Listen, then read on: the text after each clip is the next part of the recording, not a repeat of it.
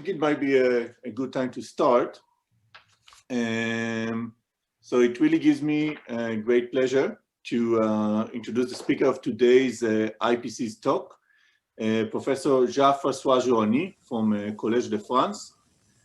Professor Joanny completed his PhD under the supervision of Dejean at the Collège de France, during which he made several key contributions to the physics of polymers.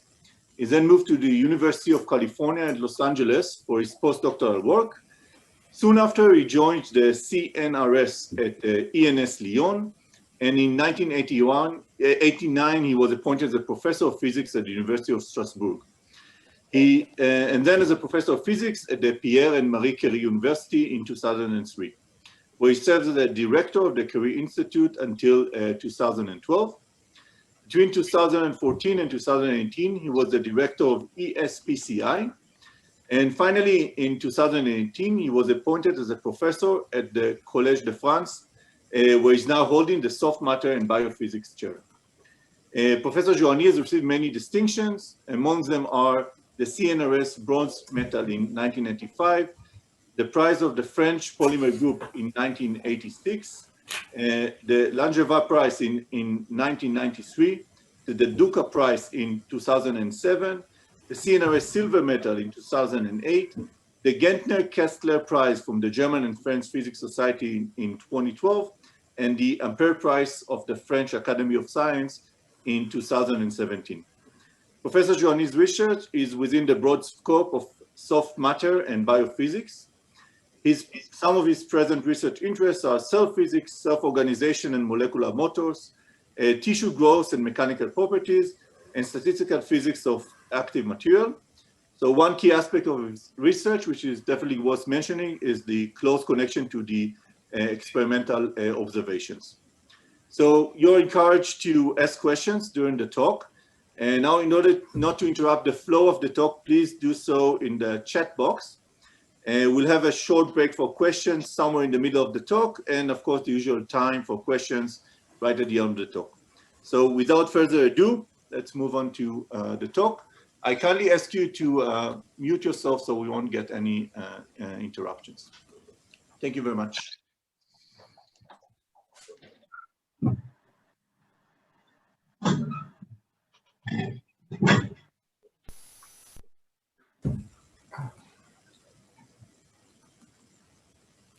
Something goes wrong.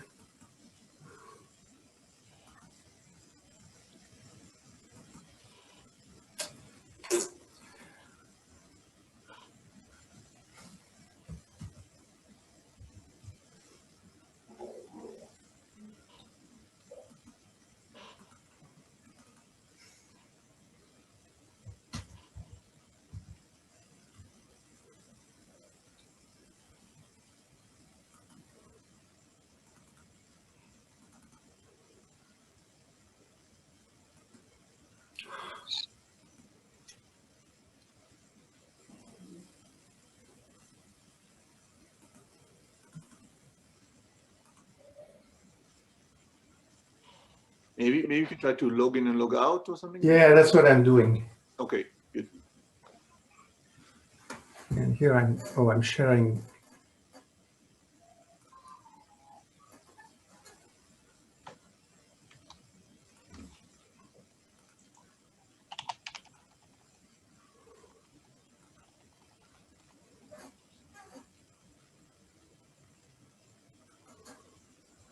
Okay, so I'll share again. Sorry for this.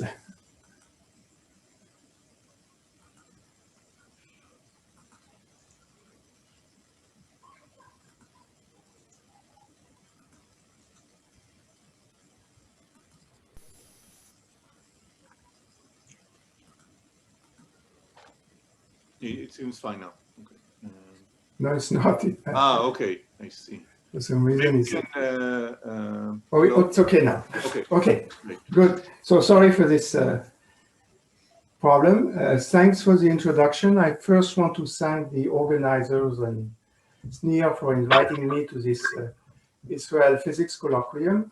What I want to tell you about is work that we've been doing mostly with a PhD student called Martin Miranda, which I'm co-supervising with Francois in Dresden on beating of cilia.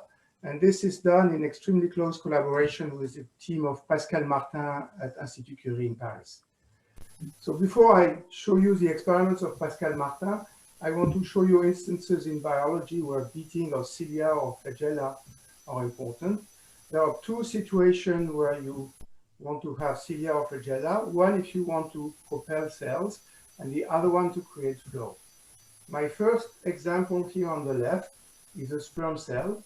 The sperm cell has a long flagellum, which is made of filaments called microtubules, interacting with molecular motors. And the molecular motors actuate the flagellum, and this creates these waves that propagate from the head here towards the free end of the filaments. The two other examples that I have on this slide are examples of many cilia that beat together to create flow.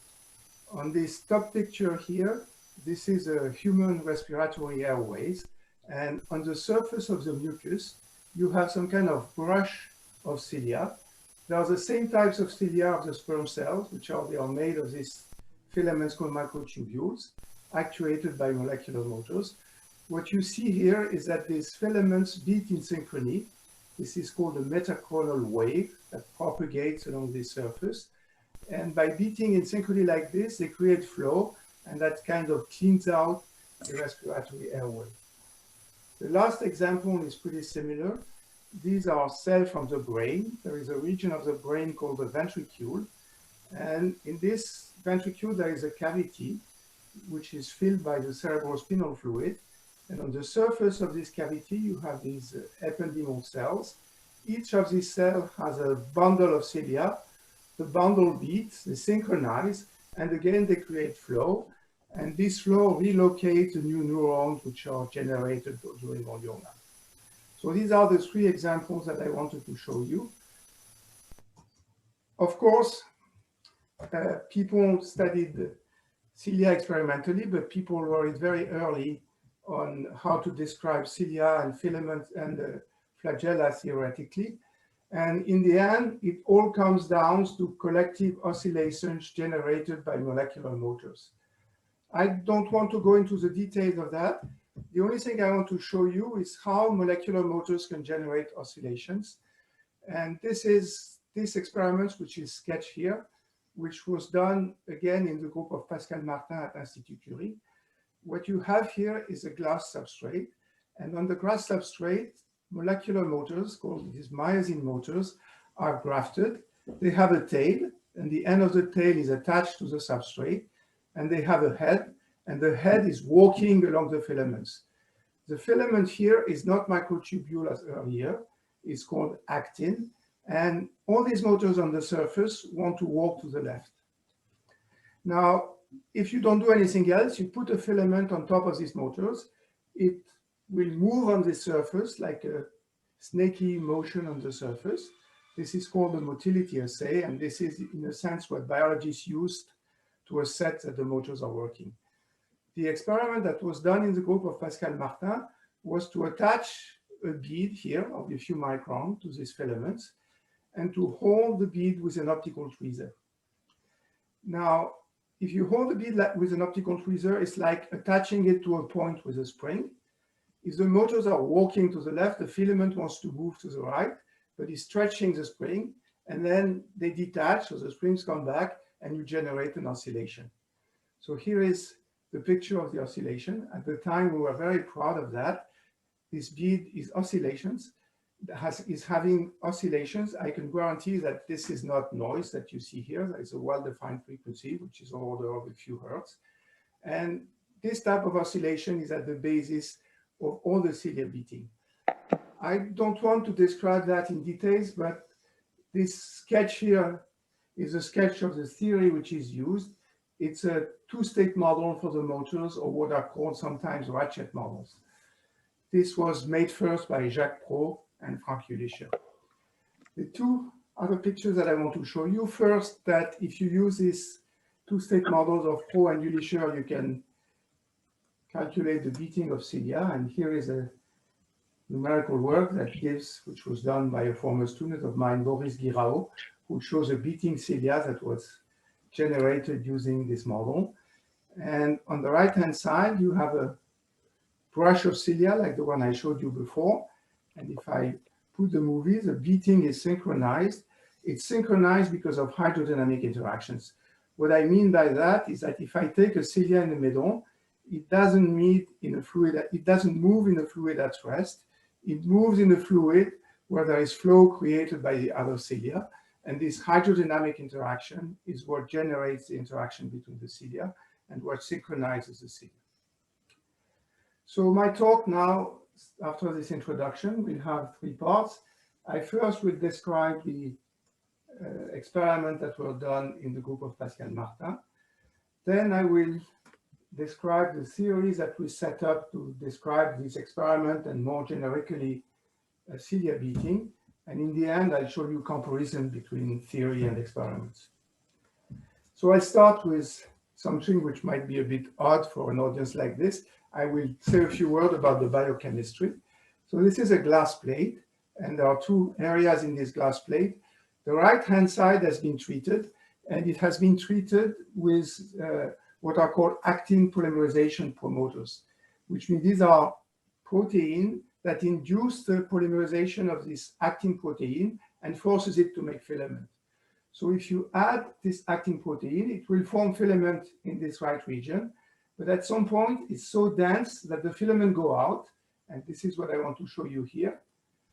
So you see the filament forming, and then there is a brush of actin filament which are formed. You see on this picture individual filament. I play it again, and you see these filaments which are parallel. So this is how they generate the, actin filament. And then to make a beating cilium, you need to add molecular motors. So they add molecular motors. And what happens when you do that is that the filaments form bundles, and the bundles detach from the surface and start to beat spontaneously. So here is the same type of experiment, except this time the region which is treated is a circle. So this is where actin polymerizes. Again, you see the actin filament that radiate out because it's too crowded here. So these are individual filaments. And when you add the molecular motors, you see this star-like picture emerging, where this bundle here is made of many filaments. It can go up to 1,000. The filaments don't have the same length. The length decays exponentially. This has been checked pretty thoroughly, which means that at the base, there is 1,000 filaments, and then the number decays exponentially as you go out. So what they studied is this kind of object. Here is the one that they actually studied. They select one filament, so I believe that the one that I will show you is this one here. So this is the bundle that we will study. And if I look at it as a function of time, this bundle beats, and it beats like a cilium. Its size is not homogeneous because the filaments don't all have the same length, but there is a well-defined period. In this case, this film is accelerated. The period is between 10 and 20 seconds. So this is what I will call an artificial cilium. It beats at a given frequency, and this is the one that we will study. This is not the first time that people make artificial cilia. Artificial cilia were made with microtubule filaments in the group of Zvonimir Dojic when he was at Brandeis. And you see the same kind of things. This is an artificial microtubule filament that beats with a period also of order a few seconds.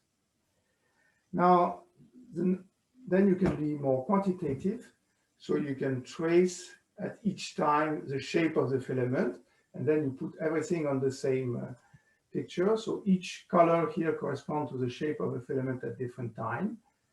And you see this picture in the form of an 8 that you will see over and over all over the talk. The second picture looks at a given position here. And the way we characterize the filament is by the angle between the tangent to the shape of the filament and the vertical axis.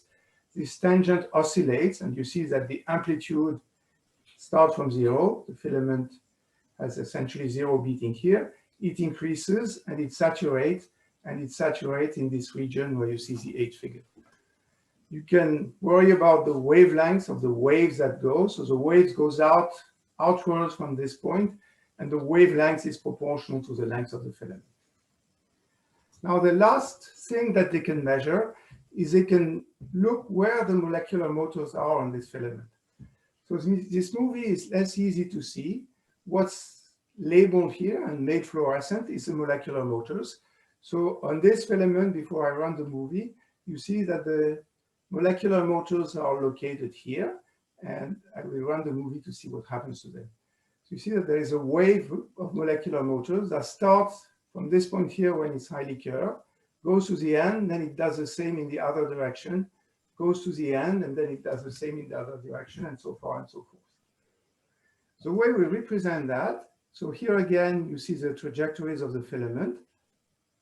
And what we point out with these dots is the place where the wave of motor starts. And it starts at the place of highest curvature. What this suggests is that the motors attached to the filament, if the curvature is high enough, so they bind here, they move to the end of the filament, then the filament beats, it goes in the other direction, they bind back here and go to the end of this filament in this direction. This picture shows you the same thing as before. What I plot here is the amplitude of fluorescence. So close to the base, there is no motor, so the amplitude of oscillation is 0. And then if I go there, I see the wave, and the amplitude of the waves grows from the point where the motors bind. Then it remains roughly constant, and the motors go to the end. One thing which is kind of obvious in this figure, as the motors bind twice during one beating period, the frequency of the motor wave is twice the frequency of the mechanical wave. The other thing, which is not so obvious to see on the movie, but you should take my word for it, is that if you look at the velocity of the mechanical wave, it's also twice the velocity of the beating wave. So I have two waves, a mechanical wave, which has a frequency, and there is a motor wave on top of that that beats at twice the frequency. So what I want to do now in the rest is start from these experimental results and describe to you the theory that we made for these filaments. Maybe it's nice that I stop here, and if there are a few experiments that everybody sees clearly what I am talking about, I'm happy to answer these questions. Okay, so if someone wants to ask a question, maybe he can virtually raise his hand via Zoom or ask. Okay, I don't think, I guess it was perfectly clear. So that's okay. So how do we describe these bundles of actin filaments? We describe them as beams. And to describe the mechanics of that, we use beam theory as it's described in Landau and Lifshitz. Now, more concretely, I will represent the deformed shape of this filament by three variables. I use the arc length to parameterize it, and I use the position at each arc length that I call x. I will use a tangent vector at each arc length that I call t, and I will use the curvature at each arc length that I call c. Now, everything I will say today will be in 2 dimensions, and in 2 dimensions, the tangent vector just has one angle. I will refer this angle to the axis perpendicular to the grafting surface that I call psi. Now, of course, I'm kind of artificially introducing 3 variables. These variables are related. The tangent is just a derivative of the position with respect to the arc length, and the curvature is the derivative of the angle psi with respect to the arc length. So that's the geometry of the problem that I want to study. The elastic energy is that of a beam, and I will consider that the elastic energy is a function of these 3 variables, x, t, and c. And it's, as in beam theory, it's proportional to the curvature squared. And there's a bending modulus here. The bending modulus is not uniform. It depends on the position. It depends on the position because of the shape of the filament, which are thick at the base and decrease as you go to the tip. And then I should enforce these relations between the variables. And the way I enforce them is with Lagrange multipliers. And these Lagrange multipliers have a simple meaning.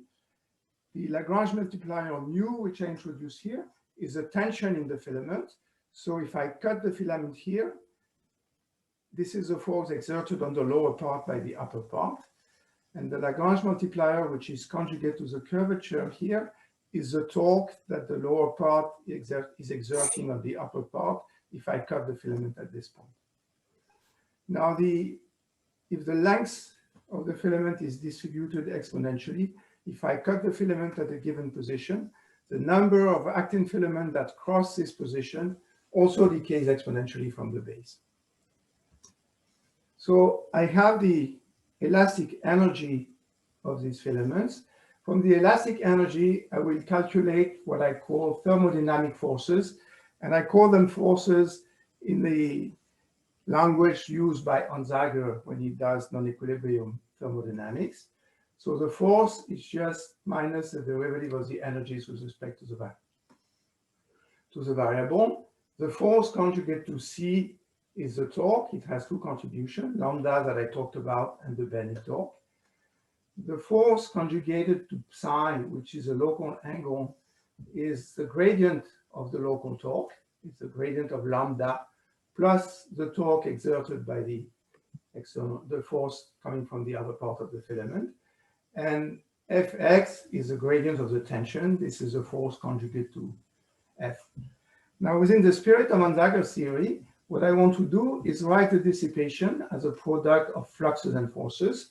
And the fluxes are here, the variation of the curvature with time, the variation of the angle with time, and the velocity, and write linear relationships between fluxes and forces. However, there's a thing that I haven't done up to now. I haven't talked about molecular motors. And I will introduce molecular motors in the theory by the simplest possible way. I will say the only thing which I'm sure of on molecular motors is that they consume energy and they consume chemical energy. And we know that this chemical energy is the hydrolysis of ATP. And each time a motor hydrolyzes an ATP molecule, it consumes an energy which I will call delta mu, which has nothing to do, which is mu, which is here. And this delta mu, you can express it as a function of the thermal energy kT, is something like 25 kT. Now the dissipation, the chemical dissipation of energy is the energy of one chemical reaction times the density of chemical reaction on the filament per unit time. So this R here is the number of chemical reactions per unit length of the filament per unit time. So the total entropy production is just the variation of the elastic energy with respect to time, plus the contribution of the chemical reactions. And then I have four forces, these three and delta mu, and four fluxes. And I can write a Onsager matrix that relates fluxes and forces. This matrix is symmetric. And what I will do to avoid to have a too complicated theory is that I will ignore most of the off-diagonal couplings. What I mean by that is that if I consider, for instance, the flux, which is conjugate to the curvature, dc dt, I will say it's proportional to the force associated with curvature times the mobility that I call lambda cc. And the only off-diagonal term that I consider is the coupling to chemistry. So there is a coupling to chemistry here, which is a torque induced by the molecular motors that I call lambda AC. Same thing for psi. There is a direct diagonal term relating the flux to the force. And then there is a torque that I call lambda A psi, which is the active term. On V, there is no active conjugate force because I don't have a vector to put in the V equation at linear order. So doing this, I have three equations here. There's a force one for R that I could express as a function of the forces and fluxes and writing that the Onsager matrix is symmetric. I won't write this equation because I won't use it afterwards. So what I want to do now is try to give you some intuition on the physics which is behind these terms. And I start with the lambda xx, which is the mobility associated to x. So the conjugate of this mobility is a friction. And you know from hydrodynamics, so this is an external friction. This is a hydrodynamic friction on the filament. It's anisotropic. If you move the filament perpendicular to its orientation, it's twice the friction that you get if you move the filament parallel to this orientation. And the friction per unit length, which is what corresponds to 1 over lambda, is proportional to the viscosity. There is a mobility which is associated here to the angle that I call lambda psi psi. This is an internal friction. So 1 over lambda psi psi is an internal friction. And I will show you in a minute that this is associated to the shear sliding between actin filament inside the bundles. It's easy to convince yourself that this is proportional to the number of actin filament at a given position n, s. And we also know, because of some mechanism called protein friction that was introduced by Ken Sekimoto, that this friction can be very large. There is a third mobility in what I showed you before. There is a mobility which is associated to curvature here. This mobility describes the viscoelasticity of the bundle. If you want, it's the imaginary component of the bending modulus. This was introduced before. It was introduced, I think, by John Marco. And there are very nice experiments by Perna Sharma in Bangalore, who studies the beating of Chlamydomonas filament and who discusses extremely nicely the importance of this mobility. In what I will do here, I will only consider this friction, this internal friction, which is associated to the friction between the actin filament inside the bundles. So this is the friction forces. There are also in my equations active forces. There are two of them, one acting on the curvature and one acting on the angle. The one that seems to be most important in our work is the one acting on the angle. This is an active torque. So this is the active torque induced by the molecular motors. You have if you look at a two-dimensional beating, you have two things that the motor can do. They can bend the filament in one direction, or they can bend the filament in the other direction. So what I will introduce is a density of motors that bend the filament in one direction, and the density of motors that bend the filament in the other direction. And the total torque is just a difference.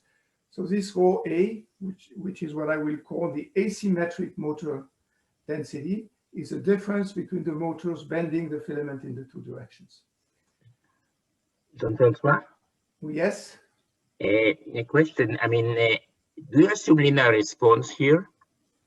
I assume at the level of the activity of the motors, I assume linear response. And how can one judge whether this assumption is correct or incorrect? The answer is, I don't know how to justify that seriously mathematically.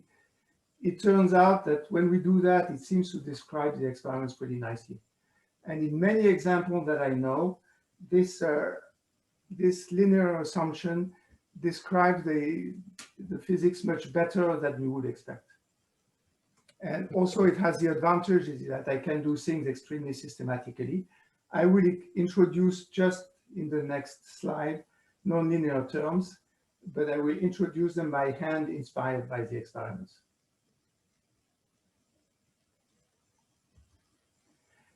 If you want to have a more molecular or picture of this of the action of the molecular motors, one very simple model that you can make is assume that the bundle is made of two filaments.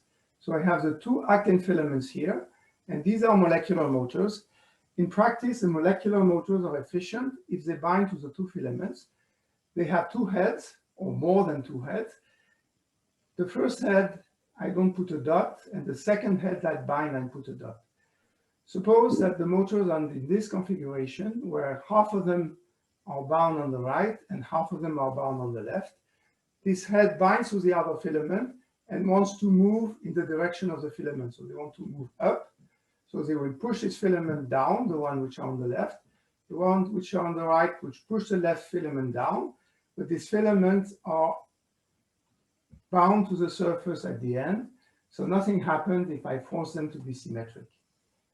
If I assume the extreme case where all the motors bind by one head on the external filament here, all the motors want to walk in the internal filament in the direction of the arrow. And the only way they can do that is if the filament bend. If the filament bend, it's like pushing the filament in this direction. And if I cut it perpendicular here, the length on the external filament is larger than the length on the internal filament. So what the motors do is that they create shear. And the shear you can calculate. The shear is just a difference in angle between the angle at position S and the angle at position 0. So everything I said about the angle, I could refer to as being on the shear. And what the motors do is they try to shear one filament with respect to the other one. If you want to shear, the only way you can shear is by bending the filaments. Of course, if I put the motors on the other filament, it will create a shear in the other direction, so the curvature will be in the other direction. The point where I want to go is that there is a symmetry in this problem here. If I exchange the two filaments, I exchange the curvature towards which the filaments want to bend. And if I make a theory, everything in my theory should be invariant with respect to this symmetry.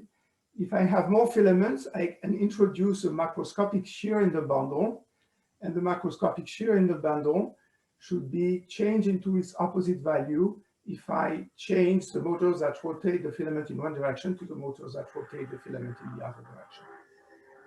I introduce this asymmetric motors density, which is the difference between motors bending the filaments in the two directions.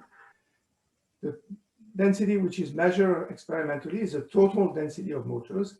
In this case, it's the motors bind on the left plus the motors bound on the right. Now, the idea of the beating is that this situation is unstable. It's unstable towards bending of the filaments.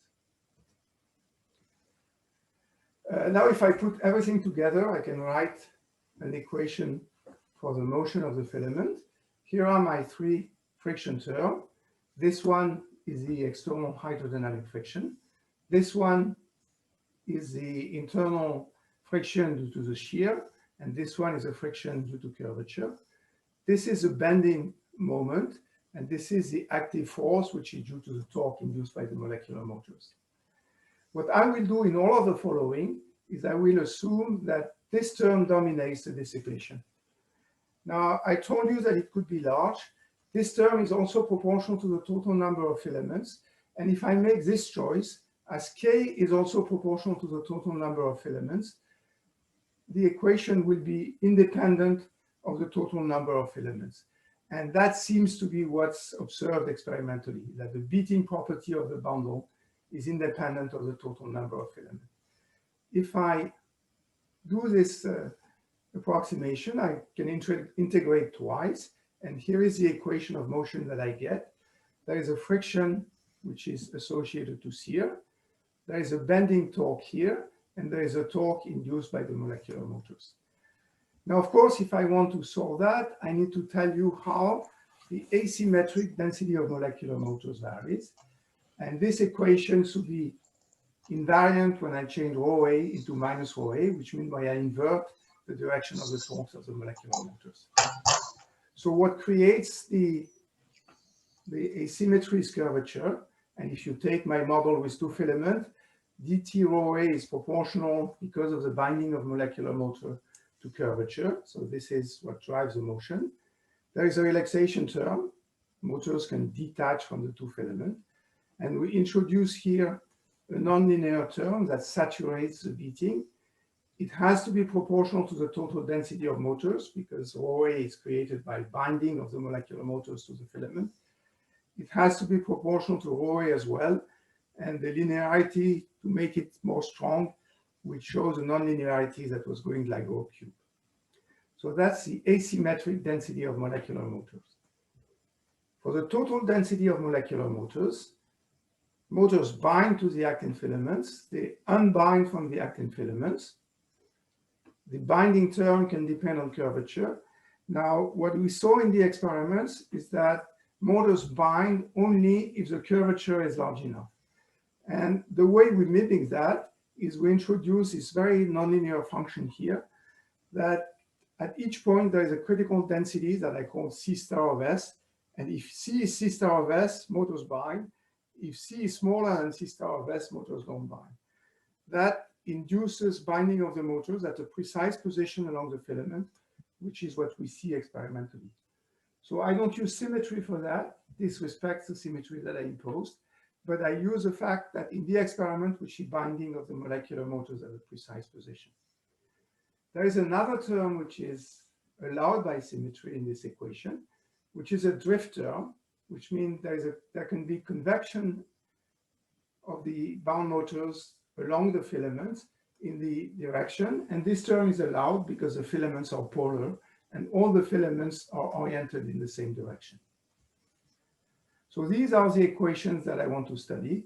This force balance is here, and the two binding and unbinding equations for molecular motors. So now how do we describe the beating? The first thing you can do is look at linear stability analysis. So I will describe that extremely briefly because I don't think there's a point in going into that. So I use dimensionless variables and the dimension are set here. And I look for a propagating wave of small amplitude, e to the pt times e to the iqs, where p goes like sigma minus e omega. Sigma is a growth rate, and the filament, the straight filament is unstable if sigma is positive, and omega is a beating frequency. Now, if you perform the stability analysis, what you find is that there is a Hopf bifurcation. The threshold for the Hopf bifurcation is given by aka over kd squared of order 1. A is in dimensionless unit what I call the activity. It's the torque exerted by the molecular motors. If this is large enough, the filament bends and there is a wave propagating. The growth rate above threshold is given here. There is a maximum value of the growth rate. And so if the filament is very long, it wants to beat with a period which is the inverse of this maximum value of the growth rate as a function of wave vector.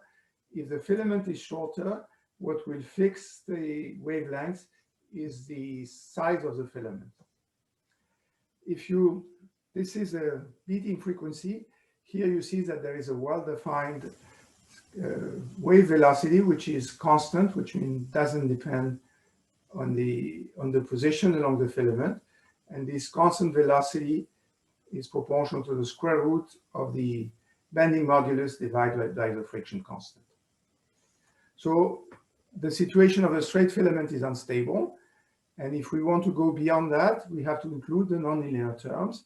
And this we did numerically. So here is the numerical solution of the equation I showed you. This is a filament. So I took into account the fact that there are more filaments at the base than there are at the tip.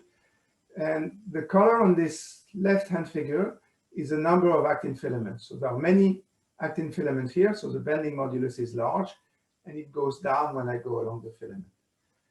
You see that the filament is beating, and you find here this kind of 8 figures that I showed you in the beginning. On the right-hand side, it's the same mechanical waves, but the color here now, or the bright region here now, represent the wave of molecular motors. So you see that the waves appear at the maximum of curvature. It appears here, and it moves toward the end of the filament, which is what the experiment was showing. So there is a wave of molecular motors, which beats at twice the frequency of the mechanical waves. What's not so easy to see on this figure is that the velocity of this wave is about twice the propagation velocity of the mechanical waves. Now, I have to tell you where this difference between the two velocities comes from. It comes from this drift term that I showed you before. So this drift term here will make a difference in propagation velocity between the mechanical waves and the motor waves, which is the one that is measured by fluorescence. So qualitatively, we get the result that we wanted. And now we have still several parameters, but we can adjust them to the experiments. So this is what I want to do now. I want to show you how we compare our results to experiments. So on the left-hand side, you see the experimental result. On the right-hand side, you see the theoretical results. So this is the shape of the bundle at different times. So each color is a different time. And this is what I showed you before. There is these 8 type figures. Here it's a little bit tilted in the experiment. So if we wanted to compare, and we did that, of course, completely numerically, we have to tilt it back to vertical. And here is the theoretical one. And this allows us to adjust several of the parameters of the model. We can look at the curvature, and I'm sorry, the experimental curvature is the lowest one here, and the theoretical is the middle one. So again, as a function of arc length, this is the curvature wave at different times, and we superimpose them, and you see this envelope, which is the amplitude that I showed you in the beginning. If you look at the envelope of the theoretical curve, it's not as sharp as the experimental one. How could we fix that? Maybe we could fix that by playing with the nonlinear terms. We try to play a lot. We have some constraints because of the symmetry of the problems, but there are many, many nonlinear terms which are allowed, and maybe we could do better than we did here. This is the best what we can do at this time. And we can also look at the motor density. So this is at each time, as a function of position, at each time the density of motors. And if you again take the envelope of the density of motors, you see this curve, there's no motor close to the base. When the curvature is very large, the motors bind, and then the wave of molecular motors propagate as a function of time. And you see the same thing here. There's no motor close to the base. When the curvature is large enough, close to this point, the motors bind sharply, and then there is a wave of molecular motors that propagates from the base toward the free end of the bundle. Now I want to go back to this story that the velocity of the motor wave is twice the velocity of the mechanical wave. So this is another way of representing these waves. What we did is we came back to this figure here, and we took the maximum of the curvature wave, and we plotted the position of the maximum of the curvature wave as a function of time. So this is the red points here. So this is one period, this is the second period, this is the third period. And the slope, if you put the arc length as a function of time, is just the velocity of the mechanical wave. So this is the slope of these red points here. We did the same with the minimum, the first minimum of the motor wave. So you see the minimum here. It propagates with time. And this is what you see on the blue points. So half a period after the maximum, you see the minimum coming. The slope is the same because the velocity is constant. The propagation velocity of the wave is constant as a function of the point. And so these two curves show you the velocity of the mechanical wave. The black curve here shows you the same thing for the motor wave. So if I go back, for the Meissing motors, I look at the peak of the Meissing motors. It moves along the filament as a function of time. And these are the black curve that you see here. So this is a position as a function of time. The period is half of the period of the mechanical wave. So the frequency is twice the frequency. This is because the wave starts twice at each mechanical period. And you see that the slope is about twice the slope of the mechanical wave. Here is the same thing done with the theoretical results. So the mechanical wave is this, the blue and the red. And the motor wave is the black curve here.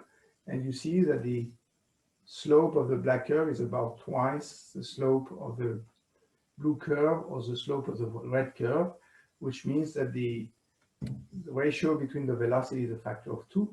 I insist on the fact that this is due to the drift that we introduced of the equation, and we introduced it because it's allowed by symmetry.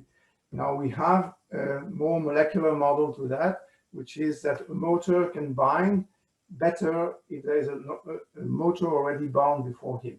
So this accelerates the wave of motors, and this is this acceleration, which is kind of an allosteric effect that creates a difference of velocity between the two waves. Now, this is kind of my story. I will summarize what I said. So the first thing is that I showed you what I call artificial cilia.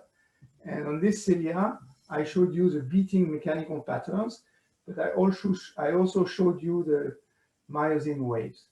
Maybe one of the most interesting results of the experiment is that it seems, or at least we get a good description, if we assume that the motor binding is controlled by the local filament conformation.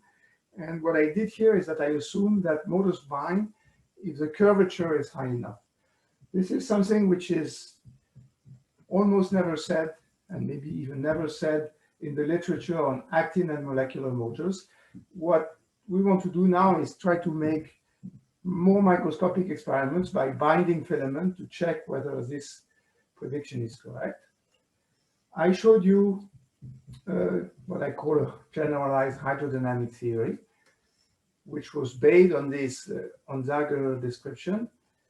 One of the facts that was important in here is the comparison between external friction, which is the hydrodynamic friction that I ignored, and internal friction. We try to estimate from microscopic arguments both internal and external friction.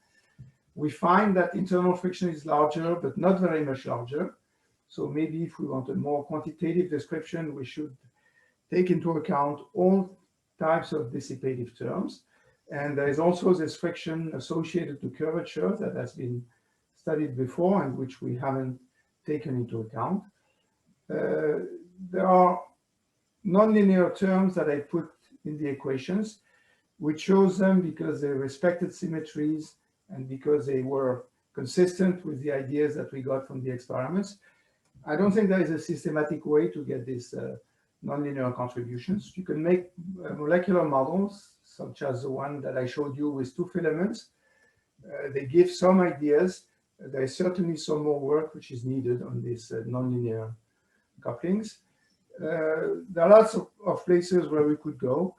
I only studied beating in 2 dimensions. It seems that there's always a 3-dimensional character to the beating. It goes out of plane, not very much, but it always goes out of plane. If the beating is 3-dimensional, there will be chiral effect between actin filament are chiral, and maybe the bundles themselves are chirals. I ignored flow of the fluid around the filaments because I ignored the external friction. As I told you, this creates coupling between different filaments and what I call metachronal waves. And Pascal Martin has ideas both to make artificial metachronal waves and also artificial self-propelled particles by trying to bind asymmetrically the actin filaments with on top of a spherical object. So I want to stop here. Thank you for your attention, and I will be happy to answer your questions. Okay, so thank you very much for a fascinating talk. We already have a few questions on the chat, so let's begin with them. Maybe I'll unshare. So Prerna Sharma.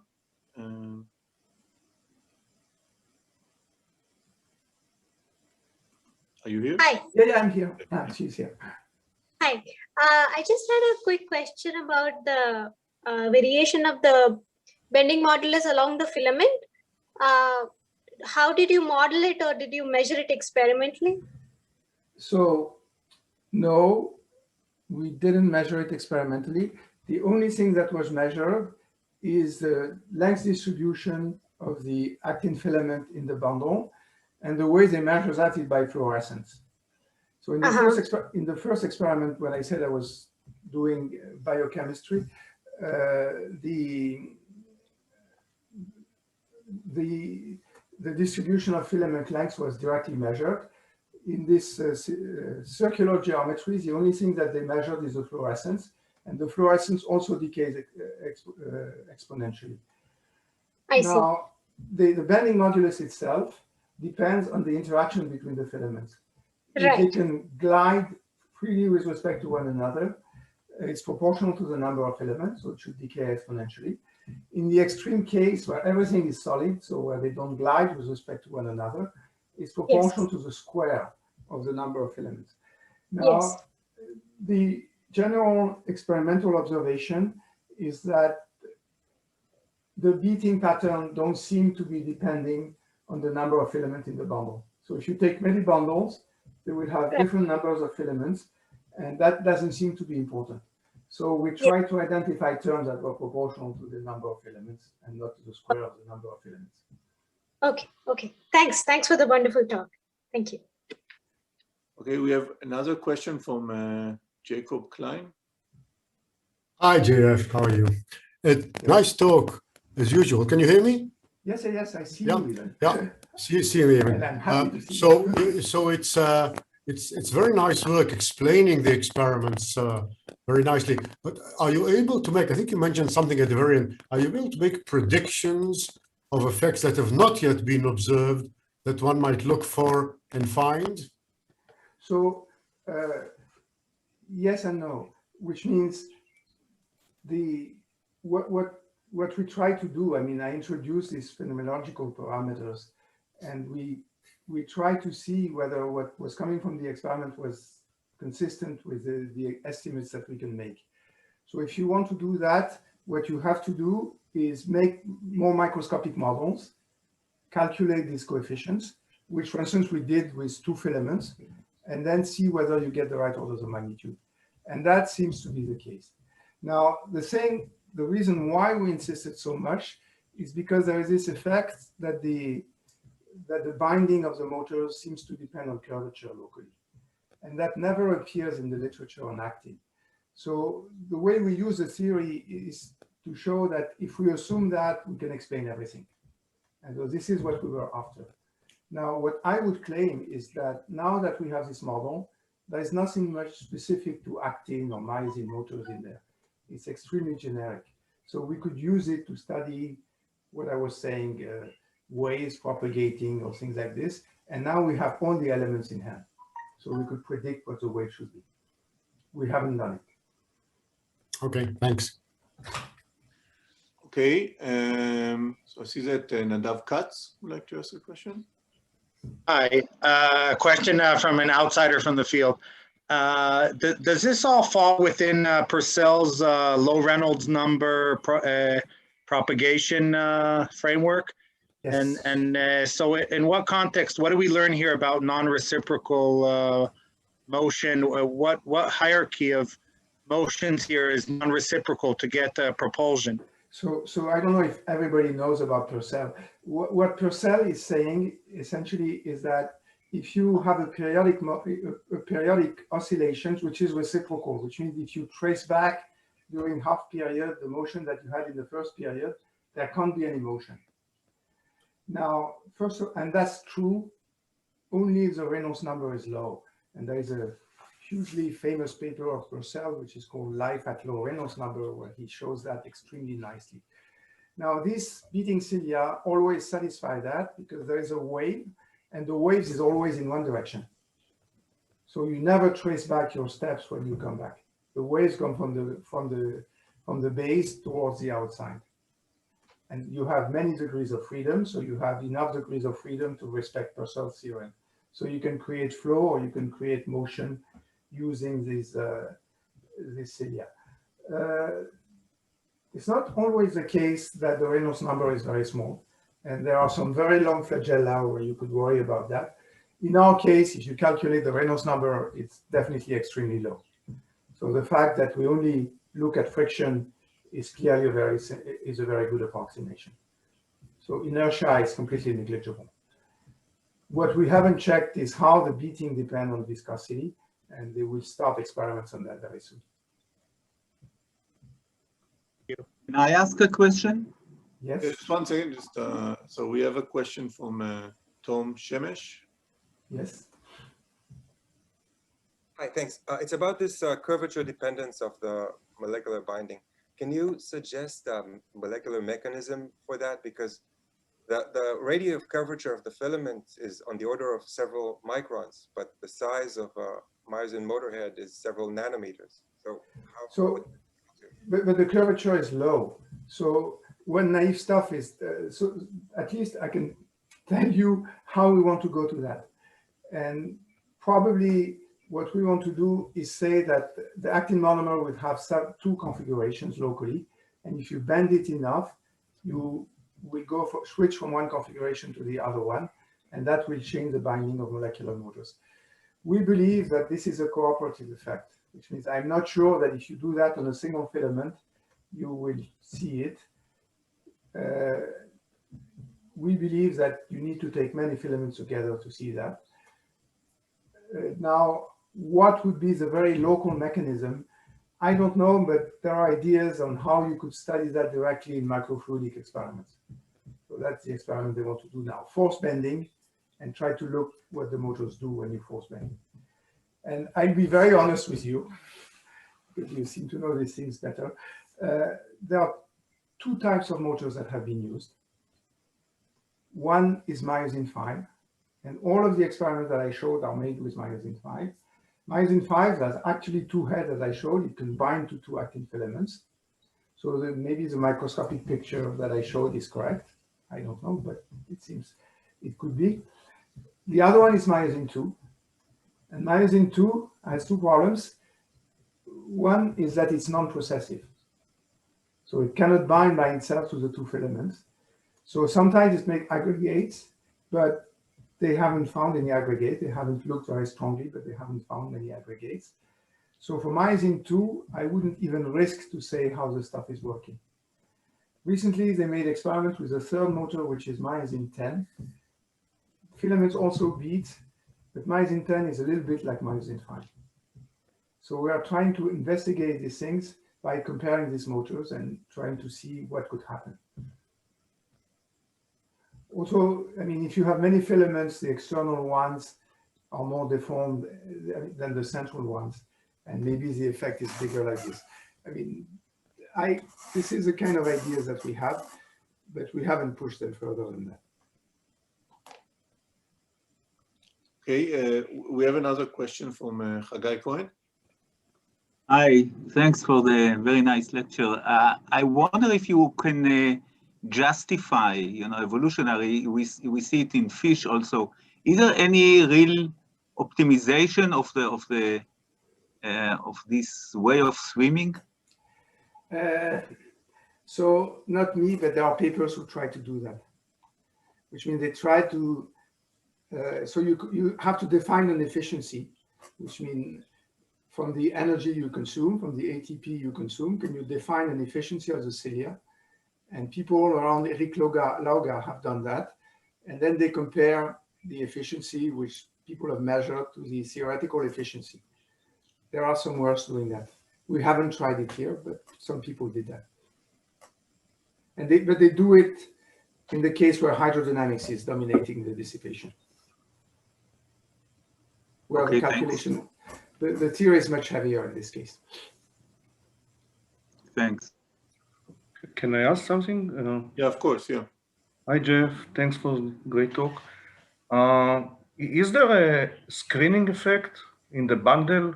I mean, you go from very heavy density to lower density at the edge.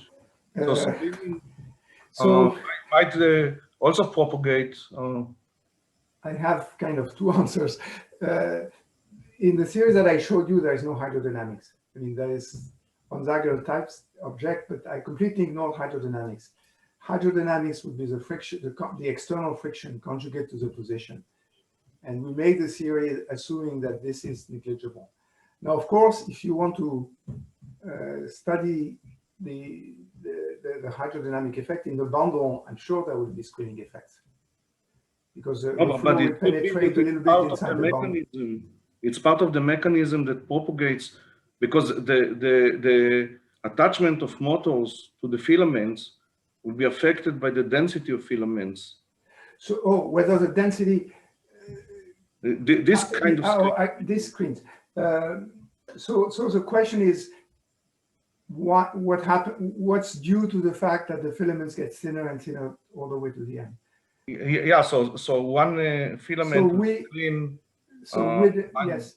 So we assume that the density, if I cut the bundle at one plane, we assume that the density is constant, but we took into account the fact that there are many filaments.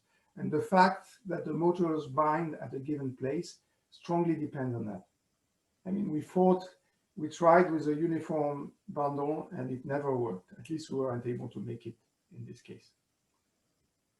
So we never tried what you're asking, which is, would the density of filaments be different at different positions? This we never tried. Okay, thanks. Okay, so we might have a time for maybe for one last question if someone wants to ask. I have a question. So my question is, I think you referred to it at the end of your talk. I mean, are there any multi-cilia collective phenomena you know of? Or, no? So the multi-cilia collective phenomena that I know are the one I showed in the beginning. Okay. That if you put several cilia, they synchronize. Right. And one mechanism that I know is hydrodynamic interactions, which is not so, I mean, you can make models of that. They're only easy if you put the cilia very far apart, because then you can use slender body theory and it's easy to calculate the flows. But my guess, because of what people did on synchronization of oscillators and things like this, is that any type of interactions, if you put springs, for instance, at the base of the cilia, my guess is that this would synchronize. And in fact, Martin did that.